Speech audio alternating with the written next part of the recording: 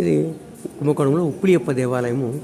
శ్రీ మహావిష్ణువు ఒకసారి భూమి మండలానికి వచ్చిన తర్వాత మార్కండేయుని కూతుర్ని చిన్న పాపను చూస్తుంది. చూసిన తర్వాత అమ్మాయిని ప్రేమించి నాకేమంటే అమ్మాయికి ఉప్పు వేయడం కూడా రాదు, కాబట్టి నేను ఏ విధంగా పెళ్లి చేసి ఇస్తానంటే ఉప్పు లేని ప్రసాదం చేసి పెడుతున్నా, అమ్మాయి ద్వారా ప్రసాదం చేయించారు కాబట్టి ఆ స్వామి ఆరగించి మార్కండేయ కూతుర్ని చిన్న వయసులో పెళ్లి చేసుకోవడం జరుగుతుంది. దీన్ని స్వామి కృష్ణుడి వేషంలో వచ్చి తీసుకున్నాడు. కృష్ణుడే వచ్చాడన్న ఉద్దేశంతో గోపికగా ఆ అమ్మాయి అవతరించిన ఉద్దేశంతో ఉప్పులియప్ప దేవాలయంగా మార్చారు దీన్ని.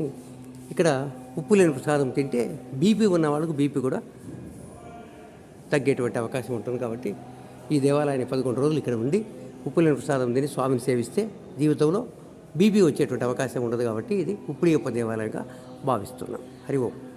ఇక్కడ ఉప్పులియప్ప స్వామి దేవాలయం ఒకవైపు మార్కండేయులు కూతురు స్వామిని సేవిస్తున్నారు. కాబట్టి ఈ అమ్మాయిని, చిన్న అమ్మాయిని విష్ణువు తక్కువ వయసులో పెళ్లి చేస్తుంటారు. కాబట్టి ఉప్పులియప్ప దేవాలయంగా భావించి ఉప్పు లేని ప్రసాదం ఇవ్వడం వల్ల బీపీ ఉన్న వాళ్ళు బీపీ తగ్గేటువంటి అవకాశం ఉంటుంది. ఉప్పులియప్ప దేవాలయానికి భగవంతుని మనం ప్రార్థిస్తాం. హరి ఓం.